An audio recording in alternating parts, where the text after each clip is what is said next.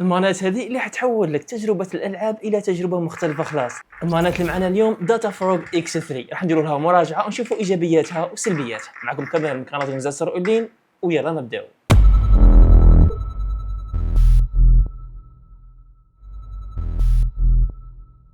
واول حاجه راح نبداو بها اللي هو الانبوكسينغ خاص بهذه المانات. كنفتحوا العلبه من داخل راح نلقاو المانات هذه ونلقاو كابل الشحن ونلقاو كتيب التعليمات. كتيب التعليمات يجي كبير وفيه جميع المعلومات اللي تحتاجها باش تشغل هذه المانات، وهذه هي المانات اللي تجينا باللون الابيض والاسود.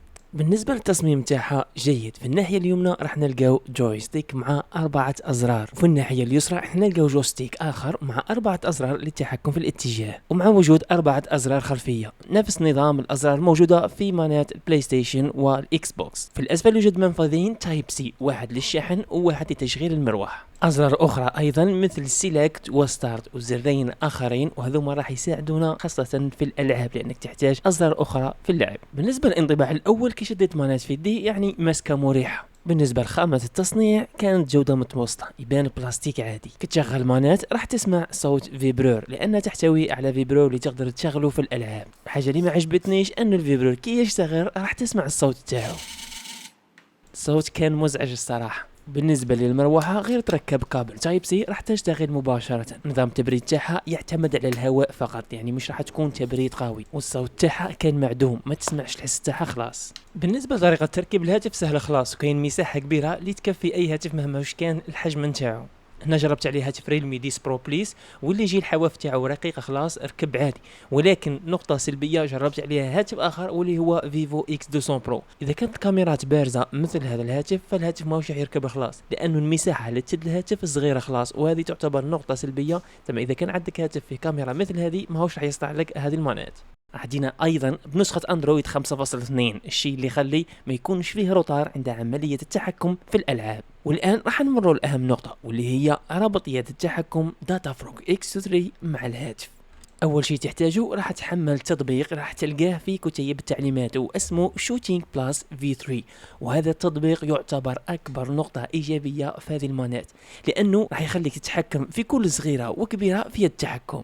بعد ما تدخل للتطبيق وتكون ربطت المانات مع الهاتف عن طريق البلوتوث، هنا راح تطلع لك العديد والعديد من الالعاب هذه كامل مش بالشرط راها مثبته في الهاتف تاعك، وكل ايقونه لعبه من هذو تعتبر مجموعه من اعدادات الازرار الخاصه بكل لعبه، لان كل لعبه عندها طريقه تحكم. تقدر تضغط على اي لعبه وتضغط على تحميل او تيليشارجي الابليكاسيون، هنا يديك مباشره للمتجر جوجل بلاي وتحمل اي لعبه. تقدر تضيف اي لعبه ماشي غير الالعاب موجوده في القائمه هذه وتدير الاعدادات الخاصه بك، لانه بفضل هذا التطبيق راح تقدر تتحكم في اي زر من الازرار الموجوده في المانات هذه وتحطها في اي مكان في الشاشه، وهذه هي اكبر نقطه ايجابيه في هذا التطبيق.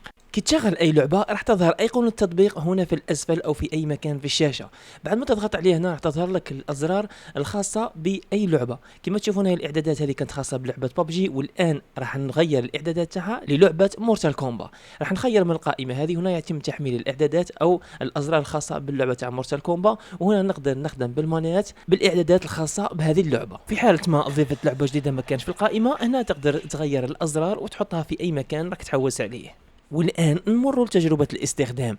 جربت هذه المانات على العديد من الألعاب، كاين ألعاب أول مرة نلعبها وكاين ألعاب قمت بلعبها من قبل.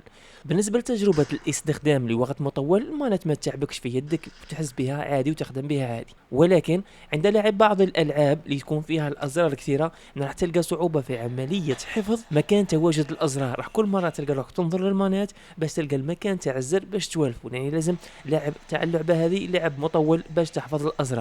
مثل لعبة ببجي اللي فيها العديد والعديد من الأزرار، لازمتك تلعب لعب مطول باش تحفظ المكان تواجد تاع الأزرار هذه. وباش نكون معكم صريح، إذا كانت هناك أي لعبة كنت تلعبها من قبل بالهاتف فقط وباش تلعبها بالهرمانات راح تجيك صعيبة خلاص، ولكن إذا كانت لعبة جديدة هنا تقدر توالفها مباشرة. مثل لعبة ببجي اللي كنت نلعبها من قبل، ولكن الآن كي جربت نلعبها من المانات جاتني صعيبة وما تقبلتهاش، يعني نحس أنه اللعب بالهاتف فقط راح يكون أحسن.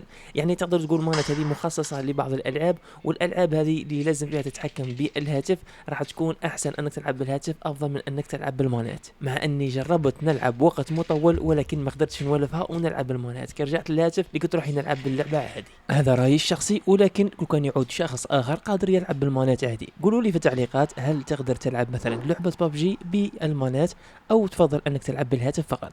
ايضا في امكانيه انك تربط هذه المانات مع الحاسوب واللي تشتغل على بعض الالعاب. والان نمر لسعر مانات داتا فروغ اكس 3. بالنسبه لسعرها في الموقع الرسمي الوقت الحالي اللي ندير فيه في الفيديو حوالي $39. بالنسبه لربط الشراء راح تلقوه اسفل في الوصف. وهنا نكون وصلنا الى نهايه الفيديو. اذا كانت هناك اي اسئله خلوها لي في التعليقات. ما تنسوش ديروا لنا اعجاب وتشترك في القناه اذا ما كنتش مشترك. كان معكم كمال من قناتكم زاز اونلاين. تلاقوا ان شاء الله في فيديو اخر والسلام عليكم.